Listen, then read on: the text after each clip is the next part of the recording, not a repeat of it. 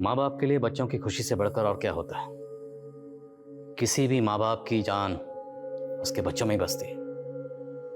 बच्चे चाहे किसी के भी हों, अमीर के हों, गरीब के हों, बच्चे बच्चे होते हैं। सब बच्चे प्यारे होते हैं, सबको बच्चे अच्छे लगते हैं। लेकिन जुर्म की दुनिया एक ऐसी दुनिया है जहां बच्चों पर भी रहम नहीं किया जाता, जहां बच्चों को भी बख्शा नहीं जाता। इंसानी दिमाग के लिए वैसे तो कुछ भी नामुमकिन नहीं है, लेकिन अगर इंसानी दिमाग शैतानी दिमाग बन जाए तब तो वो वहशीपने की सारी हदें पार कर जाता है। जयपुर पिंक सिटी कहे जाने वाले शहर में आज आपको जगह जगह पर वीरान सन्नाटा दिखाई देगा। पूरा शहर दहशत में है। माँ बाप अपने बच्चों को घर से बाहर निकालने में डर रहे हैं। इसे हम सिस्टम की नाकामियां ना कहें तो क्या कहें। आखिर कब खत्म होगा ये खौफ का आतंक, आखिर कब खत्म होगी ये दहशत।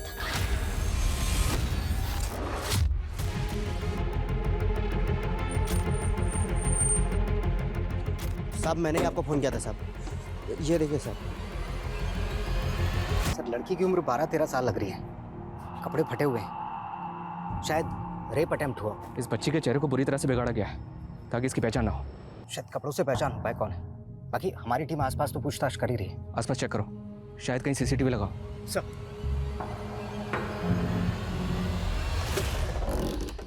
नमस्कार, मैं आशुतोष राणा क्राइम पेट्रोल सतर्क के नए अध्याय शातिर क्रिमिनल में आप सभी का स्वागत करता हूं।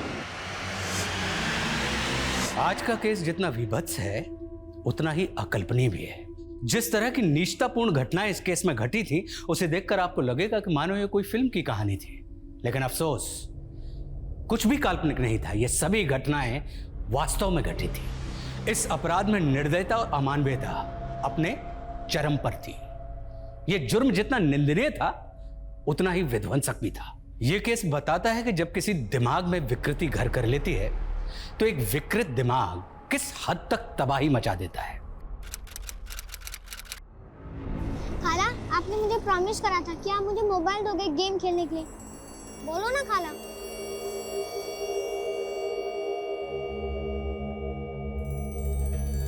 रुस्तम ले जाकर कुल्फी खा कर आ। नहीं, मुझे आइसक्रीम नहीं खानी, मेरे को अनिल के साथ क्रिकेट खेलने जाना है। रुस्तम जैसा बोलती हूँ वैसा कर, जाकर आइसक्रीम खा कर आ, वरना मोबाइल नहीं मिलेगा गेम खेलने के लिए। ठीक है, जाता हूँ।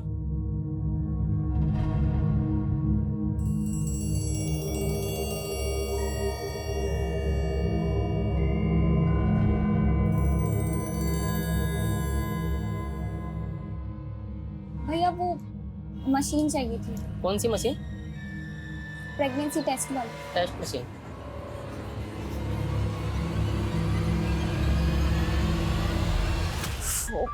रुस्तम, ओए रुस्तम, कितनी बार कहा है मैंने तुझसे तू खाना खा के अपने बर्तन किचन में रखा कर। अम्मी डर गई ना? बिल्कुल भी नहीं, मैं तुझसे नहीं तेरे गंदे मार्क्स से डरती हूँ। अम्मी 500 रुपए दो ना। 500? पागल है क्या तू? अम्मी प्लीज ना, प्लीज। नहीं, बिल्कुल नहीं, सवाल ही नहीं उठता। तू पहले अच्छे मार्क्स लाके दिखा अपने एग्जाम्स में, फिर सोचेंगे। हाँ आप इत्मीनान रखिए, मैं पहुंच जाऊंगा दिल्ली कल। हाँ खुदा हाफिज। हाँ अबू हाँ बेटा। 500 रुपए दो ना, फुटबॉल खरीदनी है। अरे काम कर, 500 नहीं तू 2 फुटबॉल लेना, ठीक है? थैंक यू अब्बू। क्या बात है। गुलाब तू भी रख। जीजू मैं क्या करूंगी? अरे रख, दीदी के लिए बर्फ लेके आना, आजकल बहुत गर्म रहती है।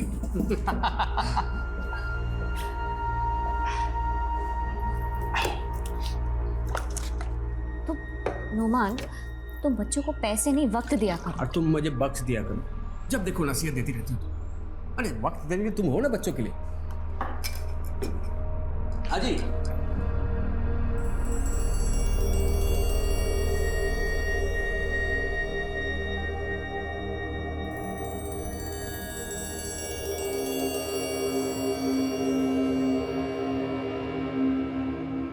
अम्मी 500 रुपए दो ना जो अब्बू ने दिए थे। जिद नहीं बेटा, तुझसे कितनी बार कहा है कि जब अब्बू आ जाएंगे तब इस बारे में बात करेंगे। अम्मी प्लीज।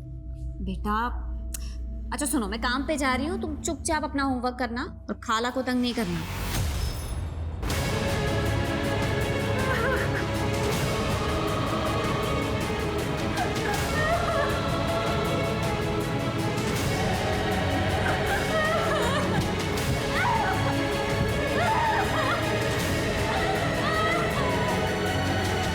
वैसे तुम्हारी खाला है किधर? गुलनार? हाँ अभी किधर है? मैं बाथरूम में हूँ। मैं काम पर जा रही हूँ, तुम ध्यान रखना। हाँ,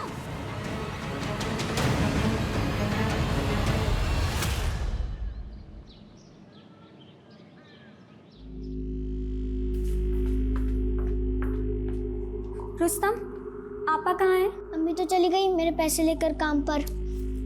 और जीजा जी? खाला आप सब भूल जाते हो, अब्बू तो दिल्ली गए हुए हैं। और जल्दी चलो, हमें भी तो क्लास के लिए लेट हो जाएगा।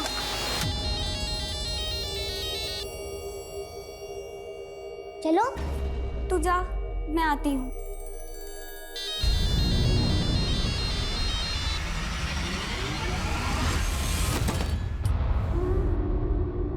Thank you uncle.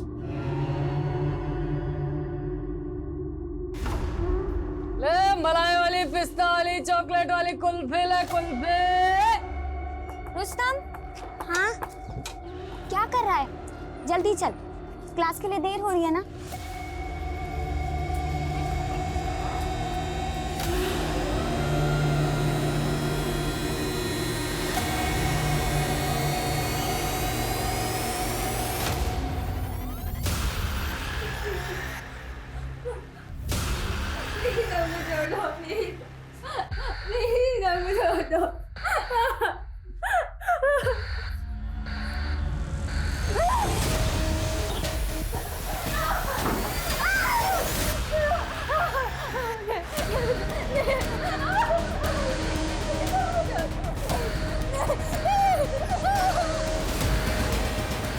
खाला, अंकल खाला कहाँ है?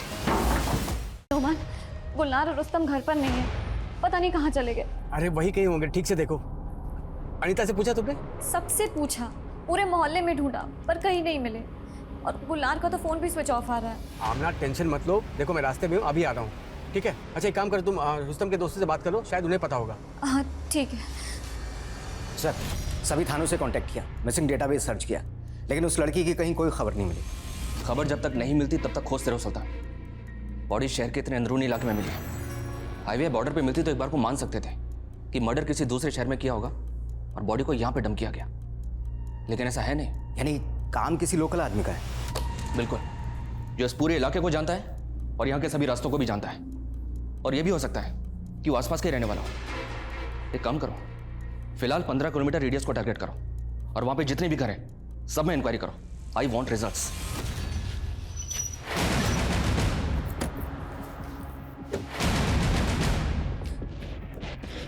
रोमान, रोमान, अंकल, मिले बच्चे दोनों? नहीं मिले। सब जगह पूछ लिया, सब जगह देखा, कहीं नहीं मिले मुझे।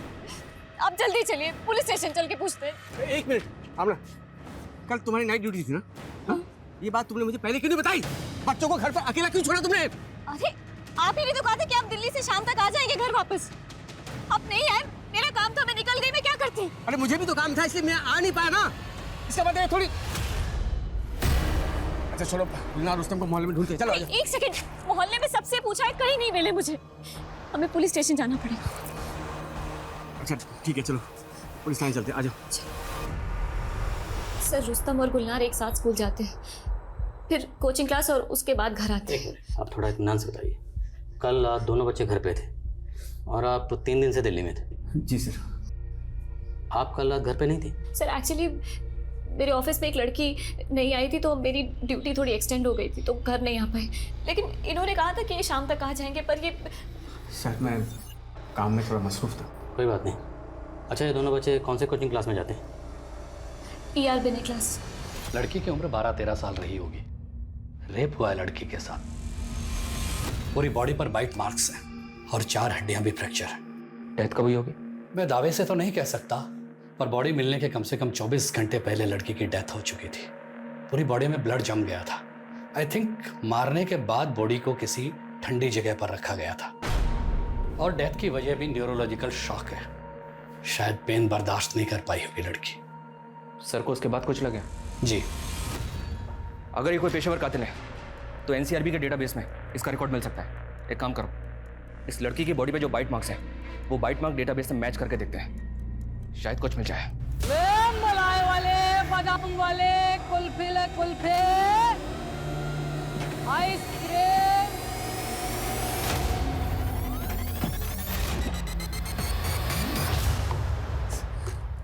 आमना, अनीता ने खाना भेजा है, कुछ खा ले। नहीं खाना मुझे। और आपकी हलक से खाना कैसे उतरेगा? एक मिनट, आपने मुझसे कहा था ना कि आप शाम को जल्दी आ जाएंगे, लेकिन आप नहीं हैं। आपको ना सिर्फ बातें बहलाना आता है और कुछ नहीं। तुम तो ऐसे कह रही हो जैसे मैं कहीं अय्याशी कर रहा था। अरे काम ही तो कर रहा था मैं, ताकि उनकी अच्छे से परवरिश हो सके बस।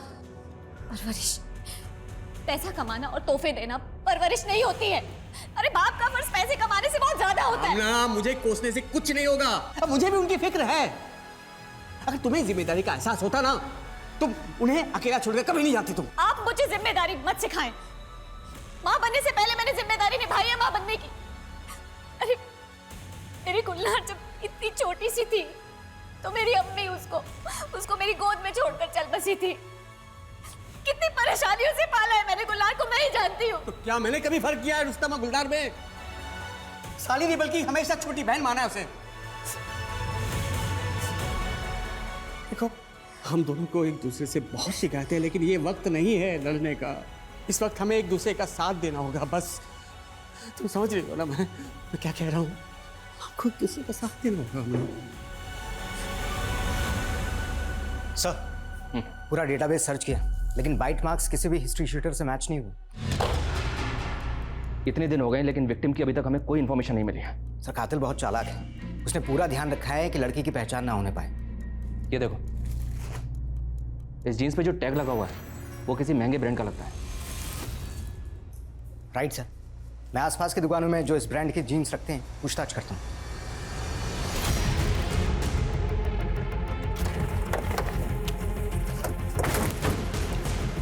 पीछे कर दो। रुस्तम के साथ इसकी खाला भी थी गुलनार। आसपास चेक करो, शायद उनकी लाश भी यहीं कहीं हो।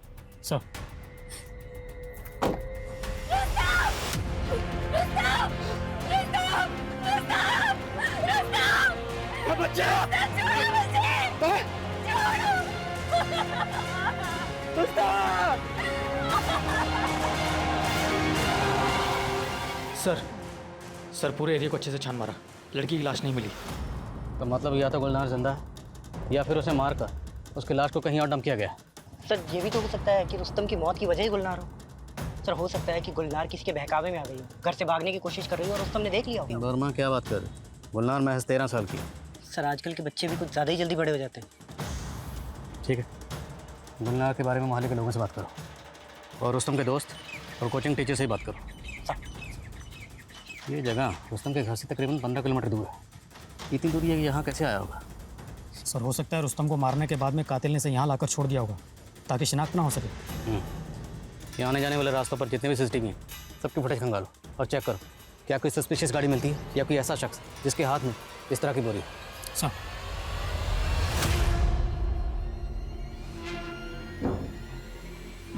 डरो मत, जो हुआ था गुलनार की मर्जी से हुआ था।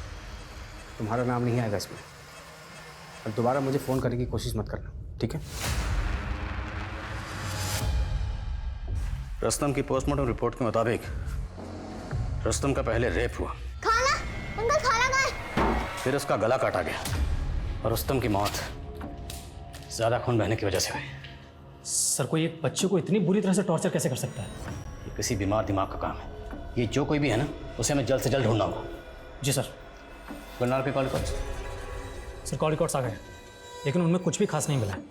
सर, गुलनार की अधिकतर बातें उसके दोस्तों से या परिवार से होती थी, लेकिन हाँ सर, गुलनार का फ़ोन 10 अगस्त को बंद हुआ था। 10 अगस्त, और उसकी मिसिंग रिपोर्ट लिखवाई गई 11 अगस्त को, और रुस्तम की बॉडी हमें मिली 12 अगस्त को। जी सर। सर, इस एरिया के सारे हिस्ट्री शीटर को उठाकर तोड़ना शुरू करता हूँ, हो सकता है कोई को चुगल दे।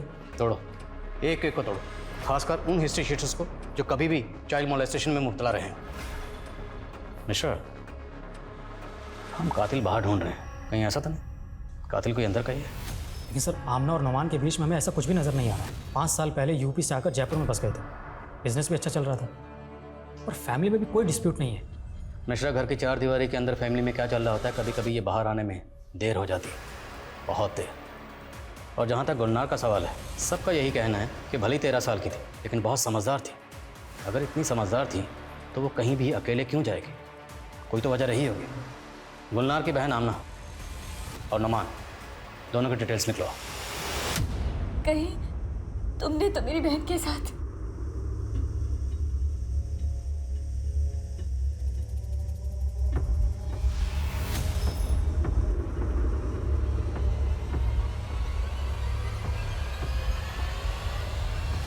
पिस्ता, चॉकलेट, बादाम, आइसक्रीम, कुल्फी। ए राजकुमारी, आइसक्रीम खाएगी?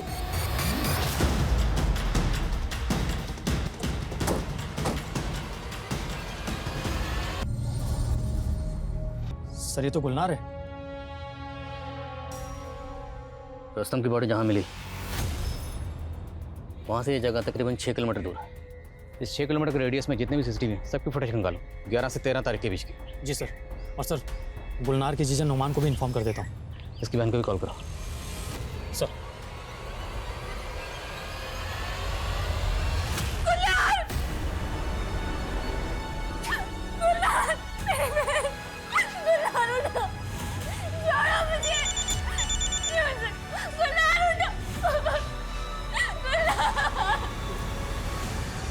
सर गुलनार की पोस्टमार्टम रिपोर्ट। सर रिपोर्ट के मुताबिक रुस्तम की तरह गुलनार के साथ भी रेप हुआ था और किसी तेज धार वाले हथियार से उसका गला काटा गया था।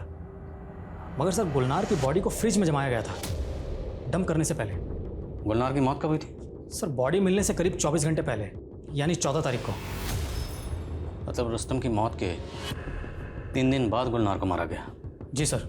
और सर एक चौंकाने वाली बात सामने आई है, हाल ही में गुलनार का अबॉर्शन हुआ था। गुलनार का अबॉर्शन? महज 13 साल की बच्ची का अबॉर्शन? जी सर। और सर डॉक्टर का कहना है कि गुलनार के प्राइवेट पार्ट पर काफ़ी जख्म थे, जिसे देखकर लगता है कि काफ़ी लंबे समय से उसको सेक्सुअली एक्सप्लॉइट किया जा रहा था। इंशाल्लाह। महज 13 साल की बच्ची का अबॉर्शन हुआ, उसे सेक्सुअली एक्सप्लॉइट किया जा रहा था और उसे इतनी बेरहमी से मारा गया। ये घिनौनी हरकत कौन कर सकता है? उसकी बहन और जीजा से बात करनी होगी, शायद इन दोनों को कुछ पता हो। और इन दोनों के कॉल रिकॉर्ड्स भी निकलाओ और चेक करो कि इन दोनों के कॉल रिकॉर्ड्स में किसी क्लिनिक का नंबर मिलता है। सर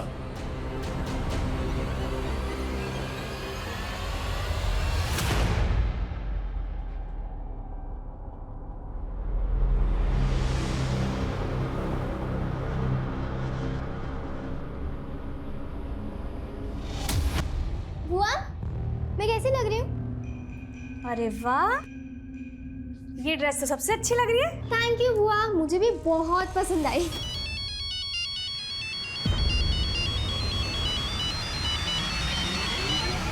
सर आमना और नोमान के कॉल रिकॉर्ड्स क्लीन है, लेकिन उनके घर में एक लैंडलाइन है और उसे रिदम नर्सिंग होम में करीब 3 बार कॉल किए गए थे। रिदम नर्सिंग होम, नाम सुना सुना लग रहा है। ये रिदम नर्सिंग होम तो वही है ना जो इलीगल अबॉर्शन के चलते सील हुआ था? जी सर। और सर पड़ोसियों से पूछताछ करने पर मालूम चला है कि आमना अक्सर वहाँ जाया करती है। गुलनार महज 13 साल की थी, इतनी छोटी बच्ची का अबॉर्शन। और इतनी छोटी बच्ची अबॉर्शन के लिए उस क्लिनिक में अकेली तो नहीं गई होगी, कोई ना कोई तो उसे ज़रूर लेकर गया होगा। उस क्लिनिक की पिछले 1 महीने की CCTV फुटेज खंगालो, लेट्स फाइंड आउट गुलनार वहाँ किसके साथ गई थी। तब तक नुमान और आमना से मिलते हैं। सर या अल्लाह, गुलनार ने अबॉर्शन करवाया था? जी हाँ, अबॉर्शन, और वो भी रिदम नर्सिंग होम में, उसी नर्सिंग होम में जहाँ पर आप अक्सर चेकअप के लिए जाया करती हैं। सच सच बताइए, गुलनार को अबॉर्शन के लिए आप ही लेकर गई थी?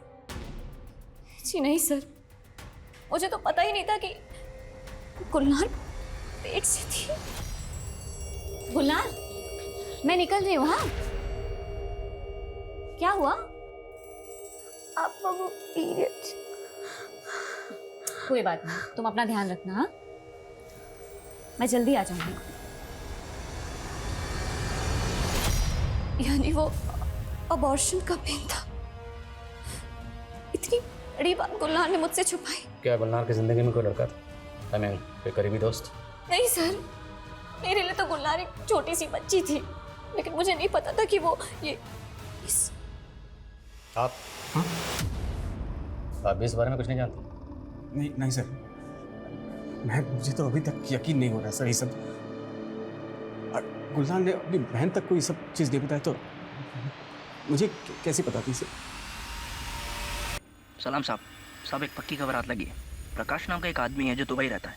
उसकी बेटी अनुष्का यहाँ अपनी बुआ इंदू के साथ रहती है, लेकिन 9 अगस्त के बाद से अनुष्का अपने स्कूल नहीं गई।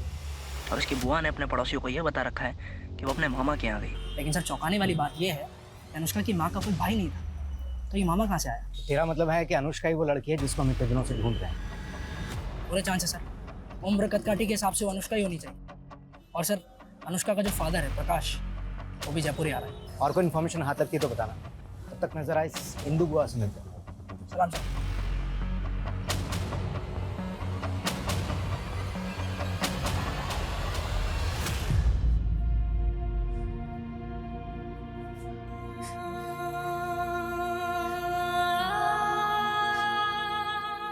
आमना देखो, मेरी बात सुनो। आमना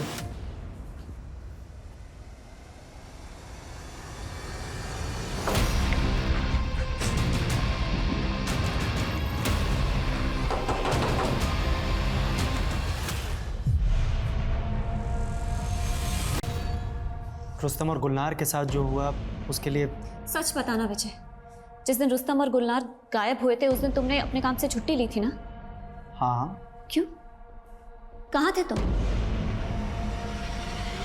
सर, अनुष्का की बुआ इंदू के घर पर ताला लगा हुआ है, लगता है फरार हो गई। खबरियों को अपने काम पे लगा दिया। सर खबरें जुगनू आया है। सब ताज़ा खबर यह है कि इंदू एक बहुत खतरनाक औरत है। कुछ साल पहले तक वो एक अनाथ आश्रम में सुपरवाइजर थी, लेकिन वहाँ 2 लड़कियों ने खुदकुशी कर ली थी और आरोप था इंदू पर कि वो छोटी बच्चियों से धंधा करवाती थी। इसका बहुत बड़ा बवाल हुआ और इसी बवाल के बाद उसे नौकरी से भी निकाल दिया गया और उसके पति ने भी उसे छोड़ दिया। ठीक है जुगनू, अभी तो निकल। साहब। सुल्तान, इस सिंधु का पता करो जल्द से जल्द। सर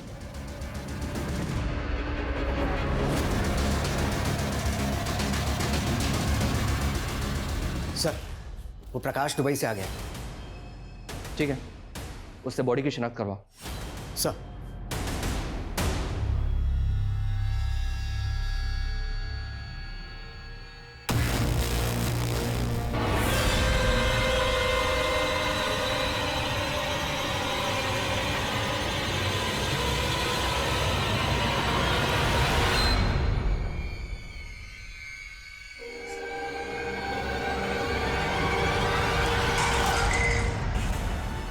ये क्या कर रही थी तुम? अब क्या कर रही थी तुम? जहर पीने वाली थी तुम? मैं जीना नहीं चाहती और जाना चाहती हूँ। ये अकेला घर मुझे काटने को दौड़ता है। रोज मर रही हूँ मैं, एक बार जाने दो। देखो ऐसा मत करो आमना। तुम्हें सोचा मेरा क्या होगा? हाँ? मैं कैसे काटूंगा ऐसे अकेले पड़ की जिंदगी? तो आप भी चलिए ना, हम सब साथ में रहेंगे खुशी खुशी, और एक दूसरे के लिए बहुत समय होगा देने के लिए। बस बस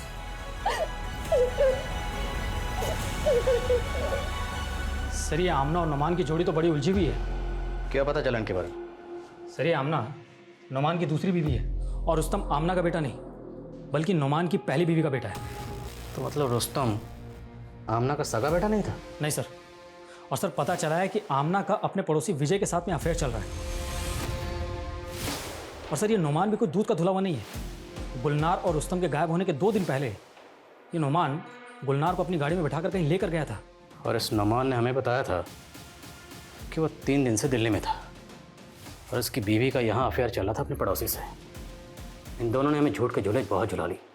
अब इन्हें सच के घूंट हम पिलाएंगे। उठाओ दोनों मियाँ बीवी को। सर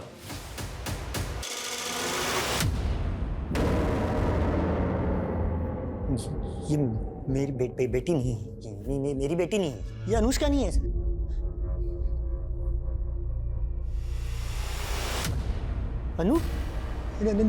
अनुष्का, अनुष्का ये मेरी बेटी है सर। ये मेरी बेटी है अनुष्का।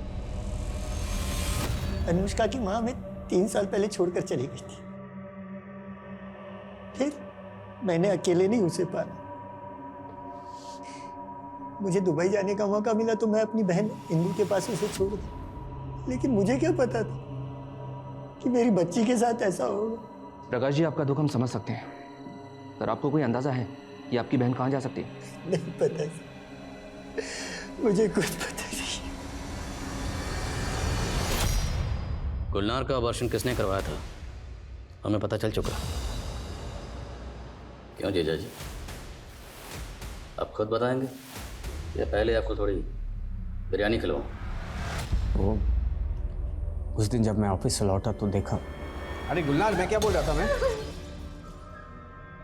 गुलनार, क्या हुआ बेटा? तू रो क्यों रही है? देख, भाई मानती है ना मुझे तू? हाँ?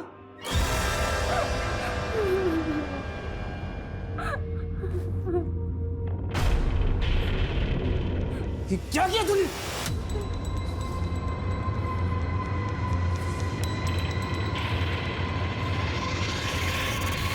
कौन है वो? कौन है बता? पापा को मत बताना, वरना वो अपनी जान ले लेगी। आप मेरी मदद करोगे ना जीजू? मैं एक डॉक्टर को जानता था। मैंने ही रिदम नर्सिंग होम में गुलनार का एबॉर्शन करवाया।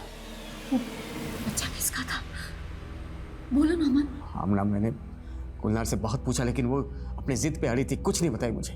मुझे नाम बता। मैं उसका नाम नहीं बता सकती, और अगर अगली बार आपने मुझे उसका नाम पूछा तो मैं अपनी जान दे दूंगी। क्या करता मैं? डॉक्टर ने मना किया था गुलनार पे दबाव डालने से। गुलनार मेरी छोटी बहन, अरे बच्ची जैसा पाला था उसे, उसने मुझसे इतनी बड़ी बात छिपाई। गुलनार को दोष मत दो, दोष तुम्हारा है। तुम्हारी हरकतों की वजह से वो तुम पर कभी भरोसा कर नहीं पाई। मतलब ये कि उसे पता था तुम मेरे पीठ पीछे क्या कर रही हो। कहना क्या चाह रहे हो? यही कि गुलनार को तुम्हारे और विजय के बारे में सब कुछ पता था। सर, आमना एक अच्छी माँ है, इसलिए अपने बच्चे के फ्यूचर के लिए मैं सब कुछ चुपचाप सहता रहा। आमना जी, देखिए, आपके घरेलू मसले में या आपकी निजी ज़िंदगी में दखल देने का या कोई सवाल पूछने का हमारा कोई हक नहीं, पर हमारा पूरा शक विजय पर है, क्योंकि विजय पर पहले भी एक लड़की को मोलेस्ट करने के चार्जेस लग चुके हैं। तो इसलिए साफ साफ बताइए, क्या विजय का आपके घर पर आना जाना था? क्या वो गुलनार से मिलता जुलता था? अरे गुलनार, तुम तो दिन ब दिन टमाटर की तरह लाल होती जा रही हो। आपा, मैं पढ़ने जा रही हूँ। दिल लगाकर पढ़ाई करना गुलनार। शक तो मुझे तब भी हुआ था सर। वो अक्सर हंसी मजाक किया करता था गुलनार के साथ, एक दो बार तो घुमाने भी ले गया। कहीं विजय ने तो गुलनार और रुस्तम को नहीं मार दिया? एक डिसफंक्शनल परिवार में पल रहे बच्चों पर घर के तंग माहौल का यकीनन बुरा प्रभाव पड़ता है। जब उचित माहौल नहीं मिलता तो बच्चे अपने मनोभाव, अपनी संवेदनाएं आसानी से व्यक्त नहीं कर पाते हैं। वे मन ही मन उलझ कर रह जाते हैं। अक्सर इस उधेड़ बुन से जूझ रहे बच्चे एक सहारा खोजते हैं, कोई जो उन्हें सुने, उन्हें थामे। जब अपनों से ये सहारा नहीं मिलता तब वो अपने आसपास नजरें दौड़ाते हैं और यहीं धोखा खा बैठते हैं। मासूम नजरें शातिर दिमाग नहीं पढ़ पाते और नतीजा अक्सर तबाही होता है।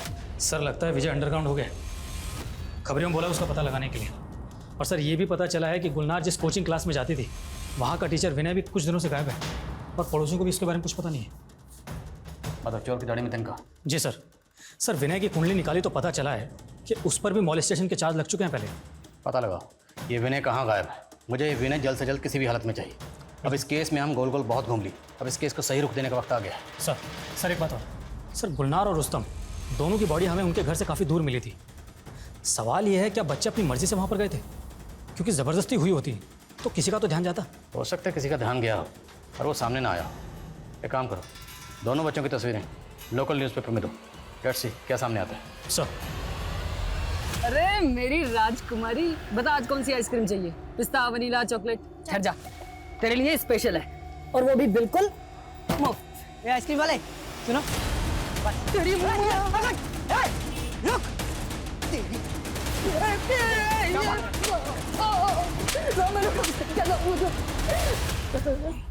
बच्चों को बहला फुसला के उठाने का धंधा करते ना तो बोल, गुलनार और रुस्तम को क्यों मारा? सब मैं कसम से बता रहा हूँ, मैंने किसी को नहीं मारा। तो भागा क्यों था?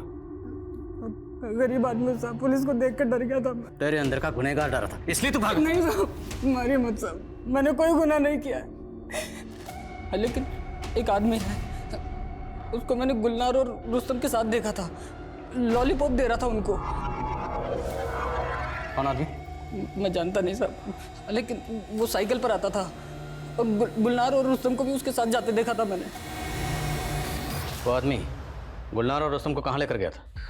ये तो मालूम नहीं साहब। उसकी शक्ल तो याद होगी, दिखता कैसा था वो? हाँ, वो उसकी दाढ़ी थी साहब, और पहले तो मुझे शक नहीं हुआ साहब, लेकिन अभी 3 दिन पहले उसको एक बच्चे के साथ देखा था मैंने, और कल उस बच्चे की अखबार में खबर पड़ी तो। उसकी शक्ल याद है ना तुम्हें?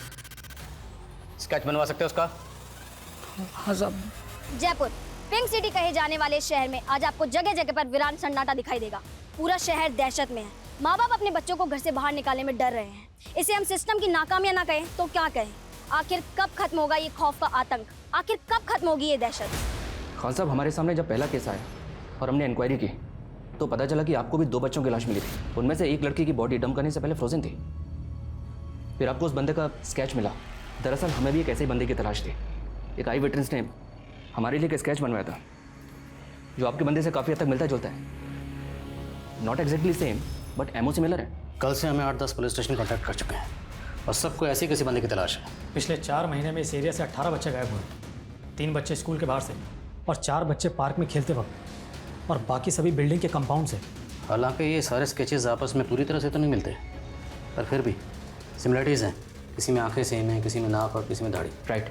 बट स्टिल सारे केसेस में मोडस ऑपरेंडी सेम है। दादू, मैं मम्मी से बात नहीं करूंगा। उन्होंने मुझे प्रॉमिस किया था कि अगर मैं होमवर्क करूंगा तो वो मुझे मोबाइल देंगी गेम खेलने के लिए, लेकिन उन्होंने नहीं दिया। अब मैं मम्मी से कभी भी बात नहीं करूंगा। अच्छा, तुम ये लो बेटा, ऐसा नहीं बोलते। तुम कितने किस्मत वाले हो जो तुम्हारी मम्मी जो तुम्हारा इतना ख्याल रखती है। मेरा तो कोई ख्याल रखने वाला ही नहीं था।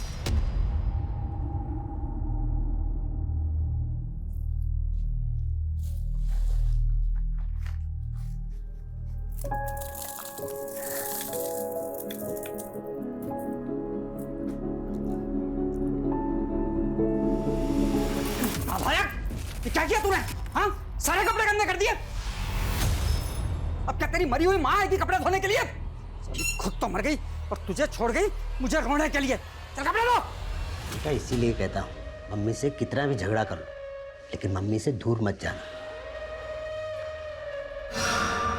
दादू, ये चोट कैसे लगी? अरे छोड़ ना, ऐसी बहुत सी चोटें खाई है। तेरे नाना की मार से तंग आकर मैं घर छोड़कर भाग गया था और पटाखे की फैक्ट्री में काम करने लगा था। आपको पटाखे बनाने आते हैं?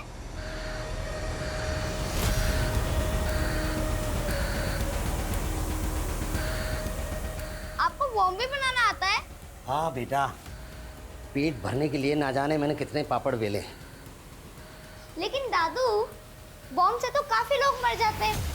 आपके बॉम्ब से कोई मरा?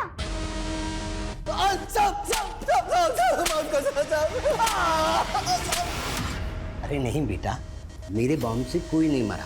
अगर मेरे बॉम्ब से कोई मरता तो मैं जेल में होता। मेरे प्यारे पोती के साथ कैसे होता? आइसक्रीम,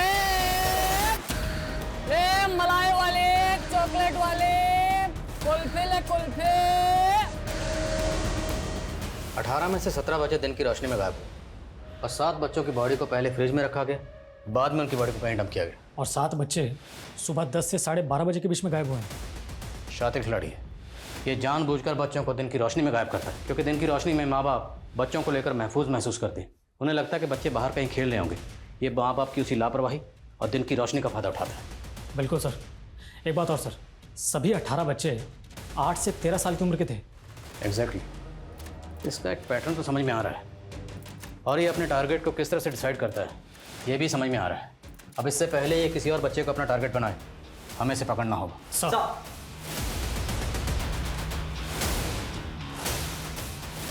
ये लो बेटा। नहीं, मम्मी ने मना किया है। बहुत समझदार बच्चा है और किस्मत वाला भी। सर एनसीआरबी के डाटाबेस में दिलकुश सिंह नाम के आदमी का प्रोफाइल मिला है।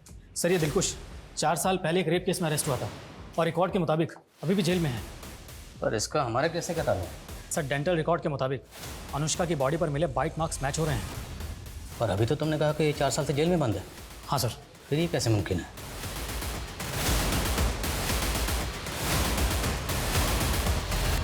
सुजान, सुजान, जी मैडम जी। ये मेरे कपड़े हैं, जाओ जाकर छत पे सुखा दो। मैडम जी मैं साहब का मुलाजिम हूँ और दफ्तर का काम करने का हुक्म है मुझे। ये घर के काम मैं नहीं करने वाला और मैं कोई आपके दहेज में आया हुआ नौकर नहीं हूँ जो आप ये सारे काम करवा रहे हो मुझसे। कैसी गंदी जबान है तेरी, छोड़ूंगी नहीं तुझे, कंप्लेन करूंगी तेरी।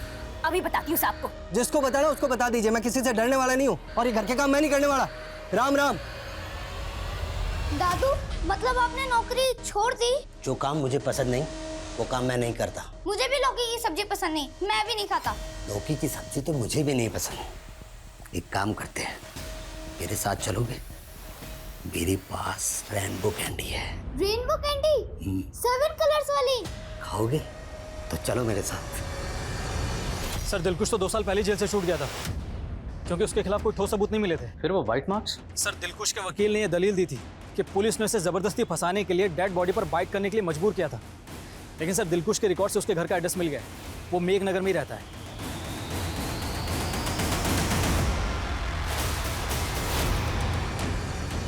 जी सर, दिलखुश पहले यही रहता था अपनी पत्नी के साथ। दोनों पति पत्नी विपक्ष के जैसे झगड़ते थे।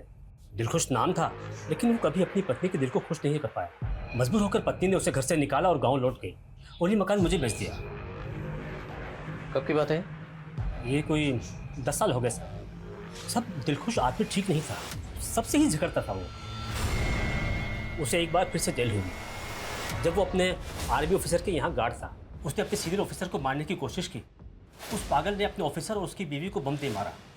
निशा, हमारे पास कुछ स्केचेस हैं, आप इन स्केचेस को गौर से देखिए और याद करिए, क्या दिलखुश की शक्ल इनमें से किसी से मिलती है? हाँ, कुछ कुछ ऐसा ही था और आंखें तो बिल्कुल ऐसी ही हैं।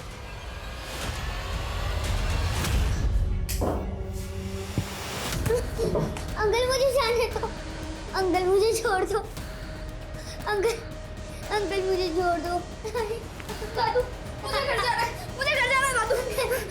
इतनी जल्दी भी क्या है, अभी तो तुम आए हो। अभी तो ऐसे बहुत सारे दोस्त लेकर आऊंगा तुम्हारे लिए। चल अंकल मुझे जाने दो, अंकल अंकल।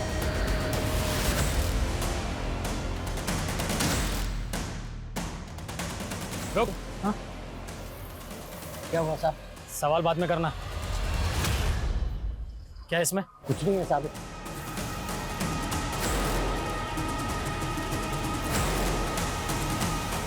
ये लॉलीपॉप कहाँ लेके जा रहा है? वो साहब मेरी दुकान है गोल सर्किल पर, इसीलिए लेके जा रहा हूँ। जा।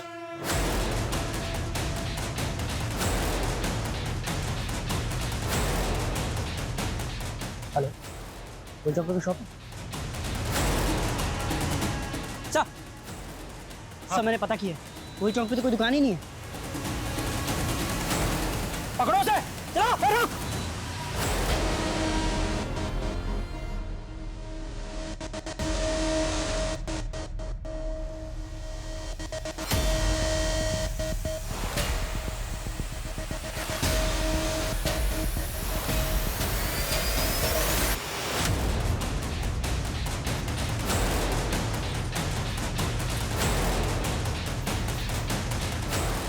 साइकिल यही है, इसका मतलब वो इसी एरिया में है। प्रेम, इन दोनों को अपने साथ में लेके जाओ और चेक करो। वर्मा, सुनो बेटा। जी अंकल। तुम्हारे लिए चॉकलेट।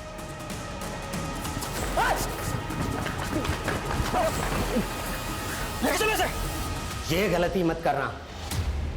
अगर मुझे मारा तो मेरे मुंह पर हमेशा के लिए ताला लग जाएगा। सच क्या है कभी भी नहीं जान पाओगे।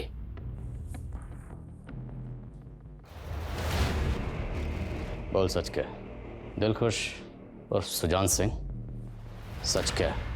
बोल निशा। गुलनार और रुस्तम, इन दोनों को तो नहीं मारा ना? नाम नहीं पता लेकिन चेहरे जानता हूं। हाँ, मैंने ही मारा है। क्यों मारा? मजे आते हैं।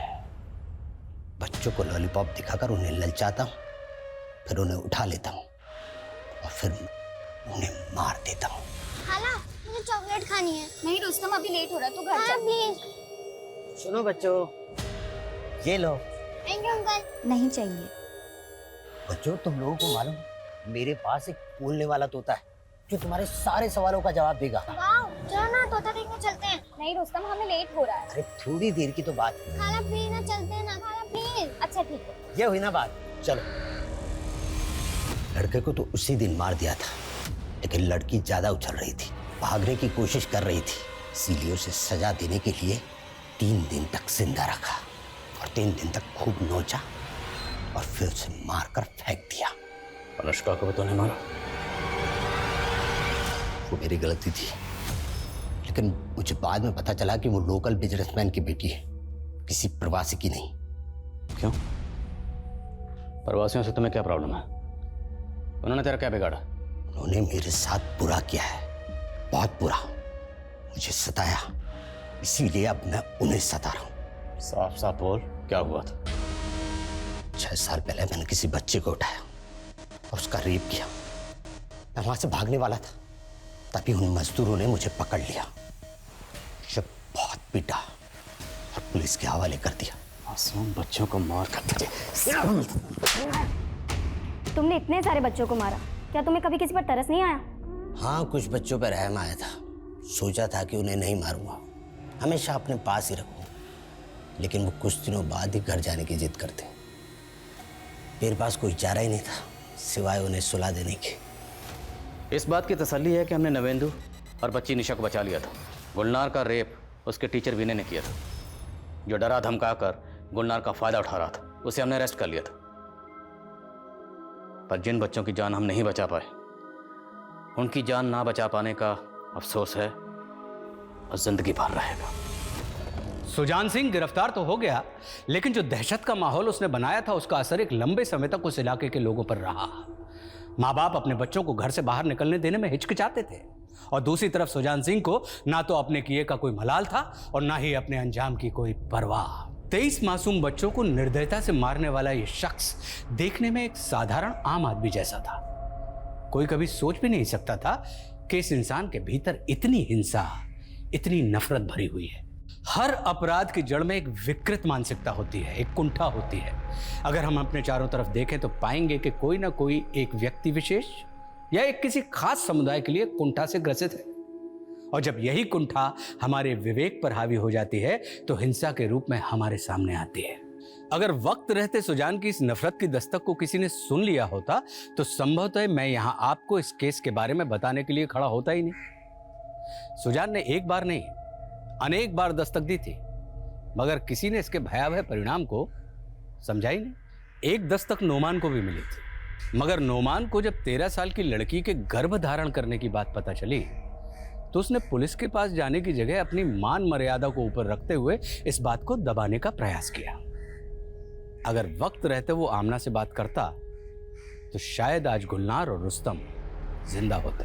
सुजान सिंह पर आईपीसी की धारा 302 के तहत कत्ल और धारा 363 के तहत अपहरण का मामला दर्ज किया गया। साथ ही की धारा 3 और 4 के अंतर्गत बलात्कार और उत्पीड़न के चार्ज भी लगाए गए और उसे उम्र कैद की सजा भी सुनाई गई।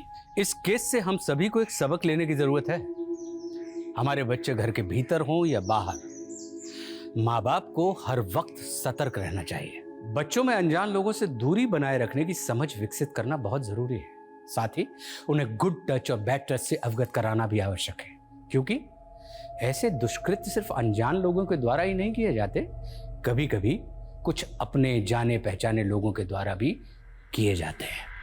हम सबकी जान हमारे बच्चों में बसी होती है, और जब बात उनकी सलामती की आती है तो हिफाजत के हर मुमकिन कदम हमें उठाने चाहिए। और इसी के साथ मैं आशुतोष राणा आपसे विदा लेता हूं। कल फिर से मिलूंगा एक ऐसी ही कहानी के साथ।